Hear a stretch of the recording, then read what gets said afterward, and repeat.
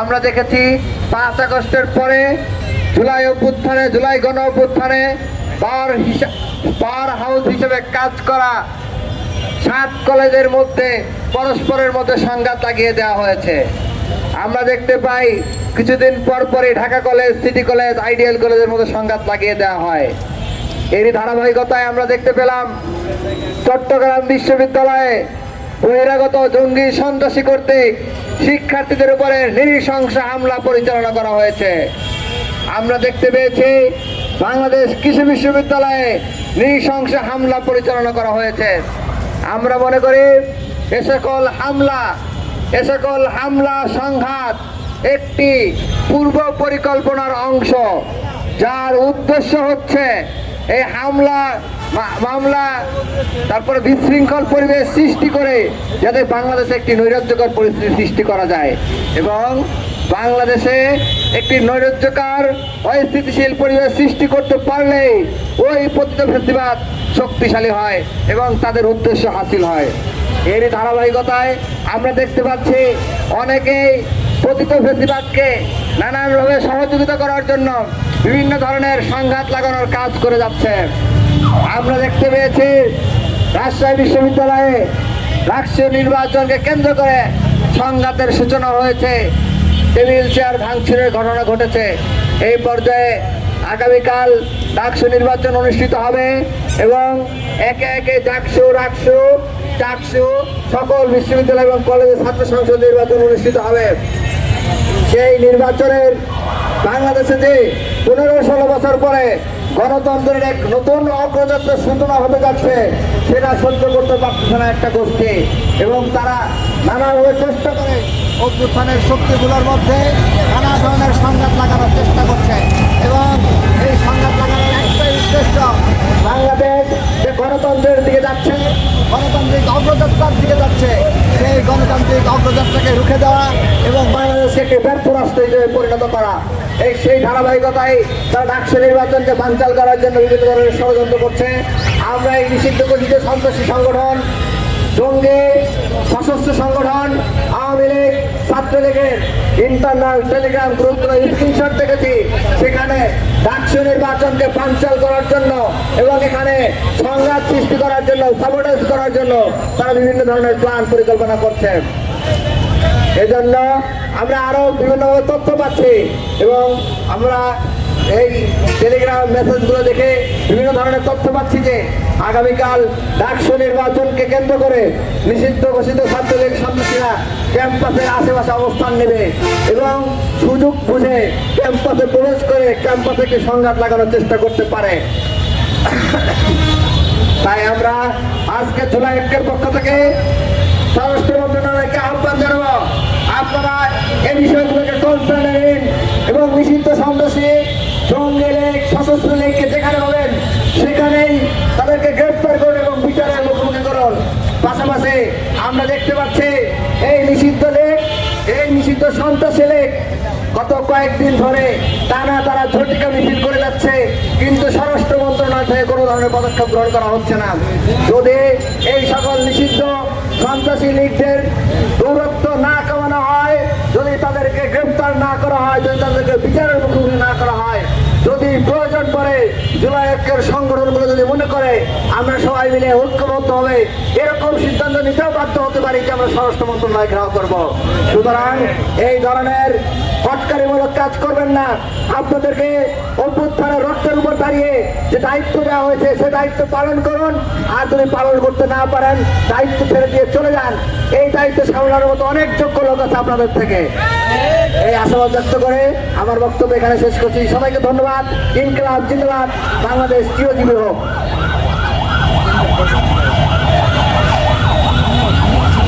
উপস্থিতি এ পর্যায়ে বক্তব্য রাখার জন্য অনুরোধ করছি আমাদের বৈষম্য বিরোধী কওমি মাদ্রাসা আন্দোলনের আমাদের নেতা আমাদের মাকসুদ ভাইকে। আসসালামু আলাইকুম ওয়া রাহমাতুল্লাহি ওয়া বারাকাতুহু। প্রিয় সাথী ও বন্ধুগণ, আজকে আমরা এখানে একত্রিত হয়েছি। আমরা নিরাপদ ক্যাম্পাস চেয়েছি, কিন্তু আমরা দেখলাম গত 2 দিন আগে হাটাজারির বড় মাদ্রাসাতে যেই ন্যাক্কারজনক হামলা হয়েছে এবং আমাদের কওমি মাদ্রাসার শিক্ষার্থীরা প্রায় 65 জনের মতো আহত হয়েছে, সেখানে প্রশাসন নীরব ভূমিকা রেখেছিল। আমরা দেখেছি যখন আমাদের ছাত্রদেরকে আহত করে হসপিটালে ভর্তি করা হয়েছে, ঠিক তখন সেনাবাহিনী এসেছে তাদেরকে দেখতে। এর আগে যখন হামলা হয়েছিল তখন তাদেরকে দেখা যায়নি। আমরা এর আগেও দেখেছি চট্টগ্রাম বিশ্ববিদ্যালয়ে যখন সাধারণ শিক্ষার্থীদের উপরে বর্বরোচিত হামলা চালিয়েছিল এলাকার বাসিন্দারা, তখনও সেনাবাহিনীর তৎপরতা আমরা সেখানে দেখিনি। কিন্তু আমাদের কথা হচ্ছে, গণ অভ্যুত্থানের পরে সাধারণ শিক্ষার্থীদের উপর হামলা চালানো হয়, প্রশাসন আসলে কি করে? প্রশাসনের আসলে এখানে কাজটা কি? প্রশাসন কি বসে বসে আওয়ামী লীগের মতো তামাশা দেখবে? এখানে আমরা দেখেছি বিভিন্ন টেলিগ্রাম এবং বিভিন্নভাবে আওয়ামী লীগ এখানে জড়িত থাকে, কিন্তু কথা হচ্ছে আওয়ামী লীগের বিচার তো হচ্ছেই না, বরং তারা মাঠে আবারও মিছিল নিয়ে নামতেছে। এটা খুবই দুঃখের ব্যাপার। আমরা দেখেছি গণ অভ্যুত্থানের পরে আমাদের ইন্টারিম সরকার চরম ব্যর্থতার পরিচয় দিয়েছে, না করতে পেরেছে বিচার, না পেরেছে সংস্কার, কিন্তু নির্বাচনের দিন তারিখ ঠিক করে ফেলেছে। আমরা দেখেছি গণ অভ্যুত্থানের পরে আমরা চেয়েছিলাম আওয়ামী লীগের বিচার হবে খুব দারুণ ভাবে, যেভাবে আওয়ামী লীগ আমাদেরকে মিথ্যা মামলা দিয়ে বিচার দিয়েছিল, যেভাবে শেখ সাইদি আমাদের নয়নের মণি সাইদি রহমতুল্লাহ আলাইকে ফাঁসির কাস্টে ঝোলানোর ব্যবস্থা করার চিন্তা করেছিল। আমরা দেখেছি বাংলাদেশের উল্লেখযোগ্য আলেমকে বাংলাদেশে কারা কষ্টে নির্যাতিত করেছে। আমরা ভেবেছিলাম আওয়ামী লীগের যারা দোষী আছে তাদেরকে এভাবে শাস্তি দেওয়া হবে, কারণ আলেমরা কোনো সময় দোষ করেনি, কিন্তু আওয়ামী লীগ তো দোষ করেছিল। এত কিছু প্রমাণ থাকা সত্ত্বেও আওয়ামী লীগের বিচার করতে পারছে না, ইন্টারিমের চরম ব্যর্থতা এটা। আমরা দেখেছি আগামীকাল ডাকসু ইলেকশন হবে এবং ডাকসু সহ রাকসু সহ বিভিন্ন জায়গায় প্রতিষ্ঠানে ইলেকশন হওয়ার কথা চলছে, কিন্তু রাজশাহী বিশ্ববিদ্যালয়ে আমরা দেখেছি নতুন ফ্যাসিবাদীরা আবার মাথা চাড়া দিয়ে উঠেছে। আমরা দেখলাম তারা কিভাবে নিজেদেরকে আবার আওয়ামী লীগ প্রমাণ করার চেষ্টা করছে। স্পষ্টভাবে বলছি, জুলাই যোদ্ধাদের রক্ত এখনো শরীরে অবশিষ্ট আছে। যত সময় পর্যন্ত বিচার সংস্কার এগুলো না হবে ততদিন পর্যন্ত নির্বাচনের চিন্তা করতে দেওয়া হবে না, হবে না, হবে না।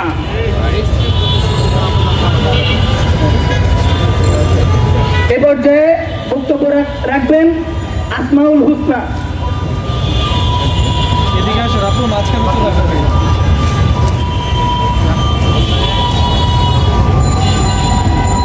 উপস্থিতি সবাইকে অসংখ্য ধন্যবাদ আজকে আমাদের এই বিক্ষোভ সমাবেশ কভার করার জন্য। শুরুতেই আমি একটি কথা বারবার বলতে চাই, আমাদের জাতীয় জুলাইয়ের তরফ থেকে গতকালকে একটা প্রেস ব্রিফিং আমাদের হয়েছিল এই ব্যাপারে, এবং আজকেও দেখেন আমরা আমাদের বিপ্লবের 1 বছর পরেও আজকে আমরা রাজপথে এসে দাঁড়িয়েছি সেই ঠিক একটা দাবি নিয়ে। তো আমাদের কথা হচ্ছে যে আমার যদি সেই এখনো 1 বছর পরে এসেও আবার রাস্তায় নামতে হয়, তাহলে আমার এত রক্ত দেওয়ার লাভটা কি হইলো? এবং যেই স্বরাষ্ট্র উপদেষ্টা বা উপদেষ্টা মহলে যারা আছেন তারা কিন্তু আমাদের আহত এবং শহীদ যাদের রক্ত মারিয়েই কিন্তু ওই জায়গাটাতে বসেছেন। 1 বছর পরে এসেও আমাদের আজকে রাজপথে নেমেও যদি বারবার বলতে হয় আমার বিচার করো, তুমি আমার সংস্কার করো, তাহলে তোমরা ওই চেয়ারে বসে কি করতেছো? আমার তো কোনো দরকার নেই তাদেরকে ওই চেয়ারে বসিয়ে রাখার। যদি আমি জনগণ আমার দাবি আদায় করে যদি আমার বারবার রাস্তায় নামতে হয় এবং 17 বছরের দুঃশাসন গুম খুনের বিচারের জন্য যদি আমার এই 1 বছর পরে এসে এখনো যদি আমার রাস্তায় নামতে হয়, আমি কি বিপ্লব করলাম আর কি সরকার আমি তাহলে গঠন করলাম? এই প্রশ্ন তো থেকেই যায়। আপনারা দেখবেন যে জুলাই ঘোষণাপত্র লামসাম আকারে দিয়ে দিচ্ছে, যেখানে আমার শাপলা নাই, যেখানে আমার পিলখানার বিচারের কার্যক্রম নাই, আমার এর আগে যতগুলো গুম খুন হয়েছে সেগুলোরও কিন্তু কোনো নথি সেখানে দেওয়া নাই। এমনকি জুলাই ঘোষণাপত্র প্রোগ্রাম যেটা হয়েছে তার আগে আমাদের জুলাই ঐক্যের অন্য যে 80 থেকে 90টা সংগঠন আছে সবাইকে জাস্ট নামমাত্র মূল্যে তারা দাওয়াত করছে, এর আগে কিন্তু আমাদেরকে তারা দেখাও নাই যে জুলাই ঘোষণাপত্রে কি আসতে যাচ্ছে, এবং সেখানে জনগণের আকাঙ্ক্ষা বাস্তবায়ন করার জন্য জনগণের প্রতিনিধিত্ব করার মতো কোনো উল্লেখযোগ্য কোনো পয়েন্ট সেখানে উল্লেখ আছে কিনা। তো তারপর তো দেখতে পেয়েছেন যে আপনারা আমাদের কত সংগ্রামের পরে 1 বছর পরে এসে আমরা যখন আবার রাজপথে নেমেছি তখন তারা জুলাই ঘোষণাপত্র দিল।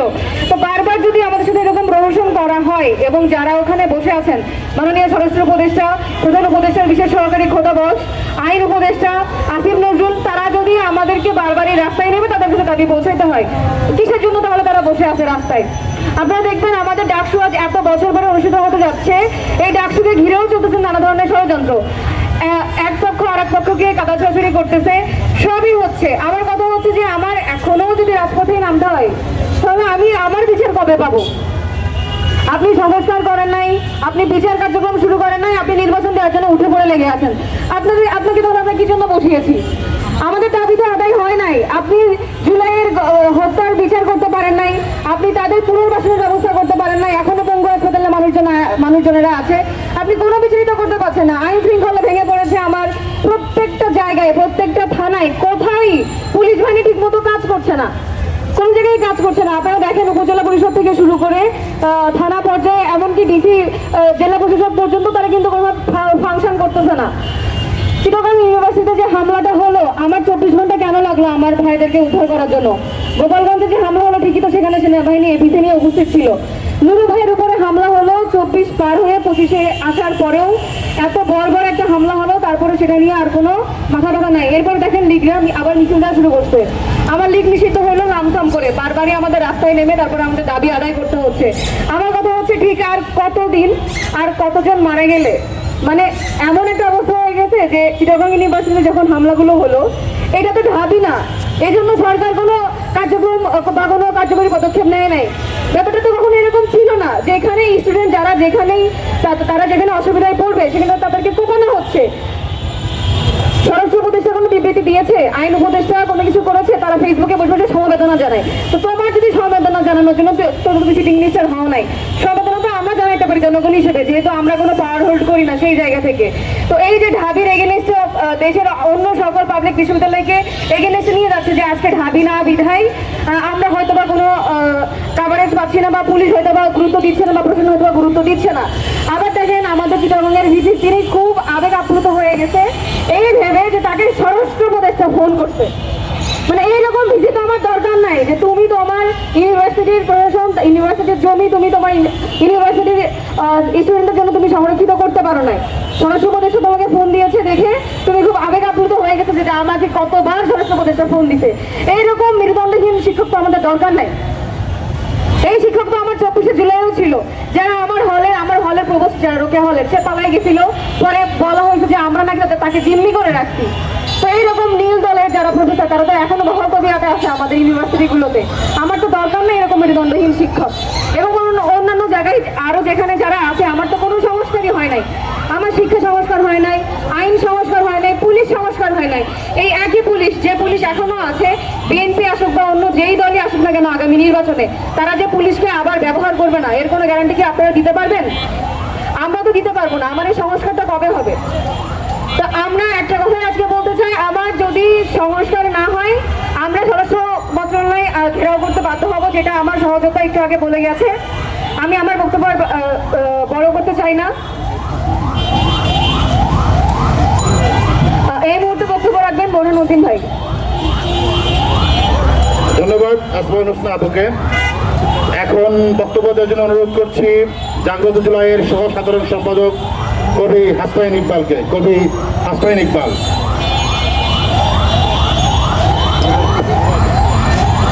সংগ্রামী বন্ধুরা, আসসালামু আলাইকুম। আপনারা লক্ষ্য করছেন 5 আগস্টের বিপ্লবের পর থেকে এ পর্যন্ত আওয়ামী লীগ ফ্যাসিবাদী শক্তি বিভিন্নভাবে মাথাচাড়া দিয়ে ওঠার চেষ্টা করছে। ডাকসু নির্বাচন কেন্দ্রে আমরা দেখছি বাংলাদেশের সব শিক্ষা প্রতিষ্ঠান অস্থিতিশীল হয়ে উঠছে, এবং এই অস্থিতিশীলতার পিছনে বিভিন্ন এজেন্সি এবং ফ্যাসিবাদের বিভিন্ন কলাকৌশল রয়েছে। আমরা এর তীব্র নিন্দা জানাচ্ছি এবং ইন্টিরিমের কাছে আমরা দাবি জানাবো যে এই ধরনের ষড়যন্ত্রের বিরুদ্ধে যথাযথ ব্যবস্থা নেওয়া হোক। আমরা দেখছি যে ফ্যাসিবাদী কালচারাল শক্তি কিছুদিন আগে শিল্পকলা একাডেমিতে আবৃত্তি সংগঠনের নামে তারা সংগঠিত হওয়ার চেষ্টা করেছে। তারা বিশ্ব সাহিত্য কেন্দ্রে কালচারাল অনুষ্ঠানের নামে, রবীন্দ্রনাথের আবৃত্তির নামে তারা সংগঠিত হওয়ার চেষ্টা করেছে। ইন্টারিমের যে এজেন্সিগুলো আছে তারা তো এত বোকা নয় যে তারা এগুলো সম্পর্কে কোনো খোঁজ খবর রাখবে না। আওয়ামী লীগ বিভিন্নভাবে ঢাকায় বিভিন্ন জায়গায় মিছিল করছে। আমাদের ইন্টারিম সরকার কি করছেন, আমাদের গোয়েন্দা বাহিনী কি করছে, তারা কেন এদের ব্যাপারে ব্যবস্থা নিচ্ছে না? এবং ডাকসু কেন্দ্রিক নির্বাচন কেন্দ্রিক যে ধরনের অস্থিতিশীল পরিস্থিতি তৈরি হচ্ছে সারা দেশে, সেই পরিস্থিতির বিরুদ্ধে ইন্টারিম যত ব্যবস্থা নেবে এই প্রত্যাশা ব্যক্ত করছি। ধন্যবাদ সবাইকে।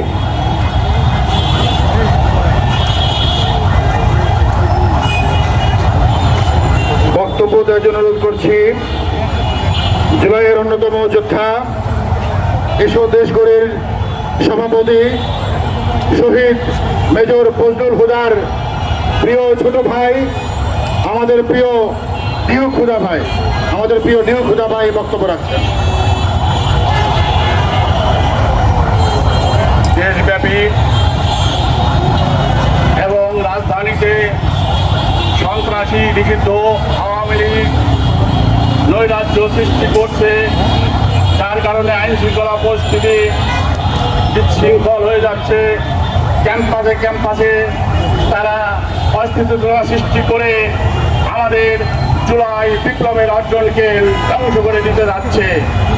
জুলাই বিপ্লবের যে অর্জন, সেই অর্জনকে তারা নষ্ট করে দিতে যাচ্ছে। আমি স্পষ্ট করে ইন্টারিমকে বলবো, এরা সুযোগ পেয়েছে আপনাদের বিচারহীনতার সুযোগে। হাজার হাজার শহীদ হয়েছে, সেই শহীদদের রক্তের সাথে অবমাননা করে আপনারা এখনো দেশব্যাপী বিচার শুরু করতে পারেননি। শুধু কয়েকটি বিচার দেখিয়ে আমাদের চোখে ধুলা দিচ্ছেন। আমাদের স্পষ্ট দাবি থাকবে, সারা দেশব্যাপী জেলা উপজেলায় স্পেশাল ট্রাইব্যুনাল গঠন করে এই সন্ত্রাসী আওয়ামী এবং তাদের দোষরদের বিচার শুরু করতে হবে, গ্রেপ্তার করতে হবে এবং বিচার নিষ্পত্তি করতে হবে। একই সাথে সরকারি বেসরকারি প্রতিটি ডিপার্টমেন্টের মন্ত্রণালয়ে বিচার ব্যবস্থা, বিচার ট্রাইব্যুনাল গঠন করে এই সব সরকারি বেসরকারি যারা এই দোষর ছিল, এই খুনি হাসিনার দোষর ছিল, তাদেরও বিচার নিশ্চিত করতে হবে, তবে দেশ স্থিতিশীল হবে।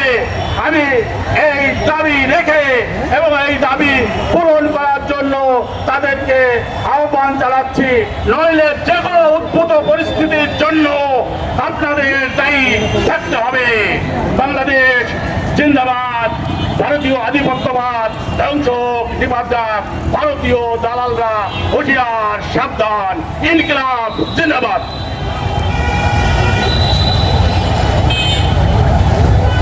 বিচার আমার দাবি না, বিচার আমার অধিকার। রক্তে কেনা স্বাধীন দেশে সবার আগে ন্যায় বিচার। শিশুর তুফান বইছে দেখো, ভুলাইয়া দিতে জুলাই শোক, নোংরা খেলায় উঠছে মেতে রক্ত চোষা জঙ্গলি চোখ।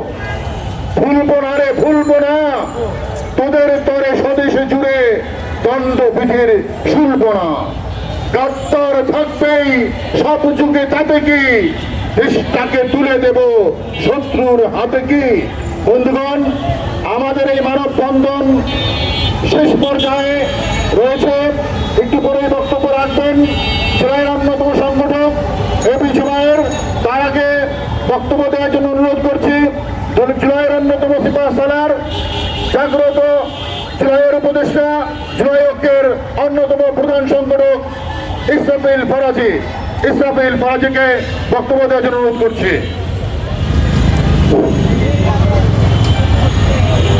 প্রিয় সহযোদ্ধারা, আমরা আজকে, আপনারা সকলে জানেন, আগামীকাল ডাকসু নির্বাচন অনুষ্ঠিত হতে যাচ্ছে। তার 2 দিন পরে আমাদের ডাকসু ইলেকশন।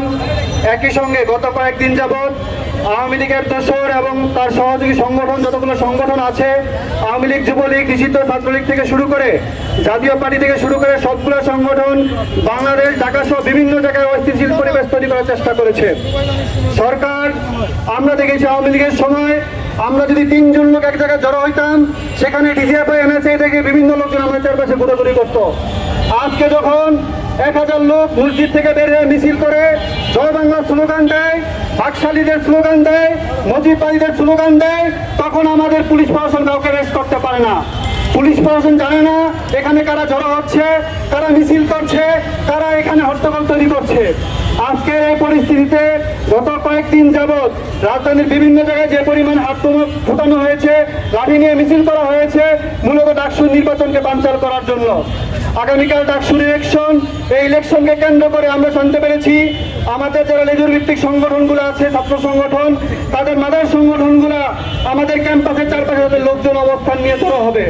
আমরা তাদেরকে স্পষ্টভাবে বলে দিতে চাই, যদি আগামীকাল ঢাকা ইউনিভার্সিটির ভিতরে কোনো রকম বিশৃঙ্খলা তৈরি করার চেষ্টা করা হয় কিংবা ক্যাম্পাসের আশেপাশে কেউ জড়ো হয়, তাহলে আমরা সেই জুলাইকে আবার নেমে নিয়ে আসবো শাহবাগে। আমরা সহ ছাত্র জনতায় অবস্থান নিব। যদি কোনো দলের রাজনৈতিক দলের নেতা কর্মীরা এখানে অবস্থান নেয়, ঠিক একইভাবে আমরাও অবস্থান নিব। এবার আমরা খালি হাতে অবস্থান নিব না। তারা যদি খালি হাতে আসে, আমরা লাঠি নিয়ে এখানে অবস্থান করব। আমরা দেখে নিব তারা কারা। যদি আগামীকাল ডাকসু ইলেকশন নিয়ে কোনো রকম বিশৃঙ্খলা তৈরি করার চেষ্টা করা হয়, ঠিক সেভাবে আমরা জুলাই যেভাবে ফ্যাসিস্টকে মোকাবেলা করেছিলাম, ঠিক একইভাবে আমরা তাদেরকে মোকাবেলা করে ছাড়বো ইনশাল্লাহ। আমরা সর্বশেষ একটি বিষয় বলে দিতে চাই, আমরা জানতে পেরেছি ট্রাইব্যুনাল টাকার বিনিময়ে রাজসাক্ষী করার পায়তারা করছে বিভিন্ন সন্ত্রাসীদের। আমরা তাদেরকে বলে দিতে চাই, যদি কোনো রাজনৈতিক দলের নেতা কিংবা প্রশাসনের উচ্চ পর্যায়ের কাউকে রাজসাক্ষী করা হয় টাকার বিনিময়ে, তাহলে আমরা এই আন্তর্জাতিক অপরাধ ট্রাইব্যুনাল এটা আমরা ঘেরাও দিব। আমরা দেখে নিব কিভাবে আপনারা তাকে রাজসাক্ষী বানান। দ্বিতীয় বিষয়, স্বরাষ্ট্র মন্ত্রণালয়কে স্পষ্ট করে বলে দিতে চাই, আপনি যদি ঠিক না হন, আমরা ডাকসু নির্বাচনের কারণে এতদিন কোনো কর্মসূচি দেইনি। আমরা আলটিমেটাম দিয়েছিলাম সচিবালয় ঘেরাও দিব, সচিবালয় ঘেরাও দেয়নি। 9 তারিখ ডাকসু নির্বাচন শেষ হবে। যদি 9 তারিখের মধ্যে আপনারা কোনো সমাধান না করতে পারেন, তাহলে এই শহরে জুলাইয়ের যুদ্ধের আবার নেমে আসবে। আপনাদের কিভাবে নামাতে হয় সেটা আমরা দেখে নেব ইনশাল্লাহ। এই পর্যায়ে বক্তব্য রাখার জন্য অনুরোধ করছি আমাদের জুলাইয়ের অন্যতম সংগঠক, আমাদের 24-এর গণঅভ্যুত্থানের অন্যতম সংগঠক, বৈষম্যবিধি ছাত্র আন্দোলনের সাবেক কেন্দ্রীয় সমন্বয়ক এবি জুবায়েরকে।